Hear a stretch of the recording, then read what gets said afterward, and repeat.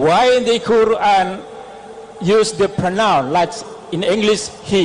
Because in Arabic we know single, dual and plural like you, as a male gender like بسم اللہ الرحمن الرحیم۔ السلام علیکم دوستو انسان جب پوری دنیا میں نظر دہراتا ہے تو اسے معلوم ہوتا ہے کہ چاند اپنے وقت پر نکلتا ہے، سورج اپنے وقت پر نکلتا ہے، دن رات اپنے اپنے مقررہ وقت پر آتے ہیں، ہر چیز اپنے اپنے مدار میں تیر رہی ہے، کائنات کی ہر چیز میں نظم و ضبط پایا جاتا ہے، جسے دیکھ کر ہمیں لگتا ہے کہ کوئی ذات ہے جو کائنات کے پورے نظام کو چلا رہی ہے۔ وہ ذات صرف اور صرف اللہ تعالیٰ کی ہے، وہ اکیلا ہے، اس کا کوئی شریک نہیں ہے۔ دوستو آج کی ہماری ویڈیو بھی اسی حوالے سے ہے۔ ایک غیر مسلم نے ڈاکٹر ذاکر نائک صاحب سے کہا کہ میں نے قرآن پاک کو مکمل پڑھا ہے، میں نے سورہ فاتحہ سے لے کر آخری سورت تک پڑھا ہے، اور آپ مسلمان کہتے ہیں کہ اللہ تعالیٰ کا ایک منفرد نام ہے۔ اگر ایسا ہے تو قرآن پاک میں اللہ تعالیٰ کے لیے وہ یعنی ہی کا لفظ کیوں استعمال ہوا ہے؟ ہی یعنی وہ کسی مرد کو مخاطب کرنے کے لیے استعمال کیا جاتا ہے۔ اگر عربی زبان میں استعمال ہونے والے لفظ کا انگریزی میں ترجمہ کیا جائے تو اللہ تعالیٰ نے جہاں پر بھی اپنے بارے میں بات کی ہے وہاں پر وہ یعنی ہی کا لفظ استعمال ہوا ہے، جو کسی بھی مرد کی جانب اشارہ کرتا ہے۔ اس عیسائی لڑکے کا عربی زبان پر بھی عبور تھا۔ اس لڑکے نے عربی کے کچھ الفاظ پڑھ کر سنائے اور اس نے کہا کہ اس کا مطلب ہے وہ مرد۔ آئیے وہ مناظر آپ کو دکھاتے ہیں۔ hua, huma, hum, hiya, huma, hunna, anta, antuma, antum, anti, antuma, antuna, and ana, nahnu.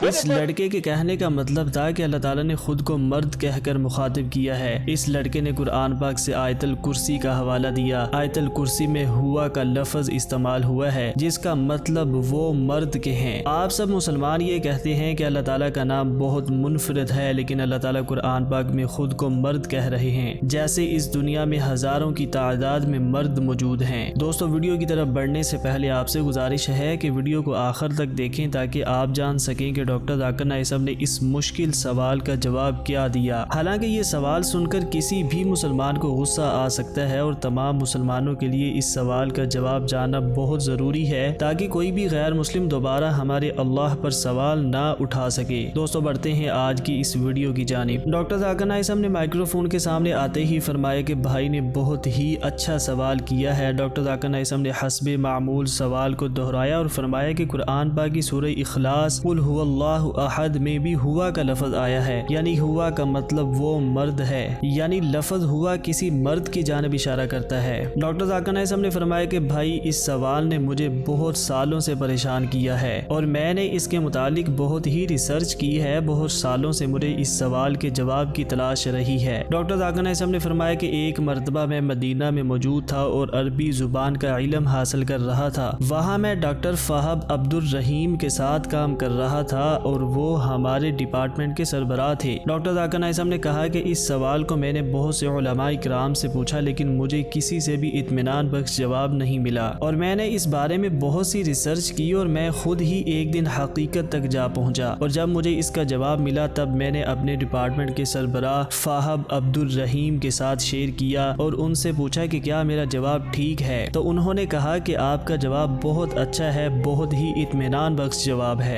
Doctor Zakir Naik صاحب نے فرمایا کہ اس سوال کا جواب دراصل یہ ہے، انگریزی زبان میں 3 جنس ہوتے ہیں، مرد، عورت اور درمیان والا، لیکن عربی زبان میں صرف 2 جنس ہوتے ہیں، مرد اور عورت۔ اس لیے جائزہ لیتے ہیں کہ کب کسی چیز کو مرد تصور کیا جاتا ہے اور کب کسی چیز کو عورت تصور کیا جاتا ہے، یعنی کب مذکر اور کب مؤنث کہا جاتا ہے۔ ڈاکٹر ذاکر نائک صاحب نے فرمایا کہ جب ہم قرآن پاک کو غور سے پڑھتے ہیں تو ہمیں معلوم ہوتا ہے کہ اللہ تعالیٰ کے لیے وہ یعنی ہی کا لفظ استعمال ہوا ہے جو کسی مرد کے لیے استعمال کیا جاتا ہے۔ پہلے ہم دیکھ لیتے ہیں کہ قرآن پاک میں اللہ تعالیٰ کے لیے شی یعنی عورت کا لفظ استعمال ہوا ہے یا نہیں۔ ڈاکٹر ذاکر نائک صاحب نے فرمایا کہ قرآن پاک میں کسی بھی جگہ پر اللہ تعالیٰ کے لیے مؤنث یعنی عورت کا لفظ استعمال نہیں ہوا ہے۔ قرآن پاک میں اللہ تعالیٰ کی جانب اشارہ کرتے وقت شی کا لفظ استعمال نہیں ہوا ہے۔ عربی زبان میں کسی بھی لفظ کو مؤنث کہنے کے لیے اس کے آخر میں کچھ علامات ہوتی ہیں۔ عربی گرامر کی روح موضوع سے گھڑی کو عربی میں ساعتن کہا جاتا ہے۔ اس لفظ کے آخر میں تن آ رہا ہے، اس کا مطلب ہے کہ یہ مؤنث ہے، اس لیے ہم یہ کہتے ہیں کہ گھڑی کہاں رکھی ہے، جو کہ مؤنث ہے۔ ہم اسے گھڑی کہاں رکھا ہے یہ نہیں کہہ سکتے، یہ کہنا غلط ہے۔ لہذا کوئی بھی لفظ جس کے آخر میں تن آ رہا ہے وہ مؤنث ہے، وہ مؤنث کے طور پر استعمال کیا جاتا ہے، اور اس کے علاوہ جس لفظ کے آخر میں الف آتا ہو وہ بھی مؤنث ہوگا۔ اس طرح ہاتھ کے لیے یدن استعمال ہوتا ہے، یہ بھی عربی لحاظ سے مؤنث ہوگا۔ ڈاکٹر ذاکر نائک صاحب نے فرمایا کہ اللہ تعالیٰ کے آخر میں الف ان وغیرہ نہیں آتا ہے، اس لیے اللہ تعالیٰ مؤنث یعنی عورت نہیں ہے۔ یہ بات واضح ہو گئی ہے کہ اللہ تعالیٰ مؤنث نہیں ہے، لہذا اللہ تعالیٰ کے آخر میں الف تن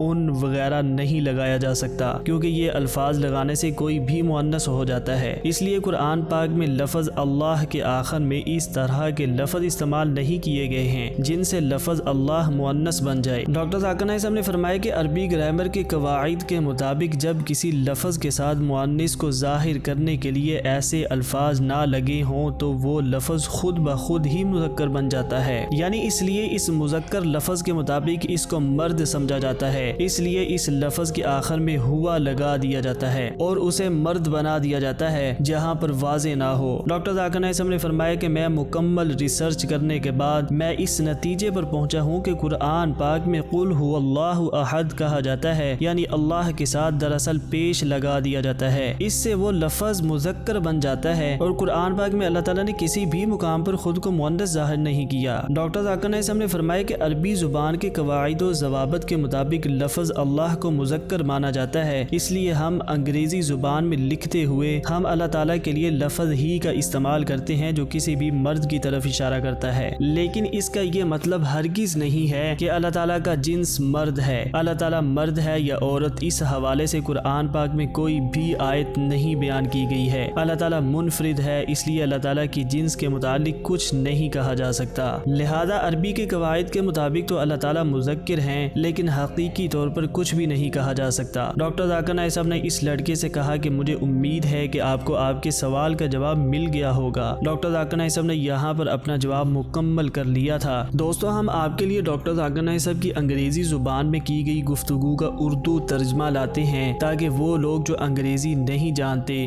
وہ بھی جان سکیں کہ ڈاکٹر ذاکر نائک صاحب کا جواب کیا تھا۔ ویڈیو دیکھنے کا بہت شکریہ۔ چینل پر نئے ہیں تو چینل کو ضرور سبسکرائب کر لیں تاکہ اس طرح کی انفارمیٹیو ویڈیو آپ کو ملتی رہیں۔ ملتے ہیں نیکسٹ ویڈیو میں۔ اللہ حافظ۔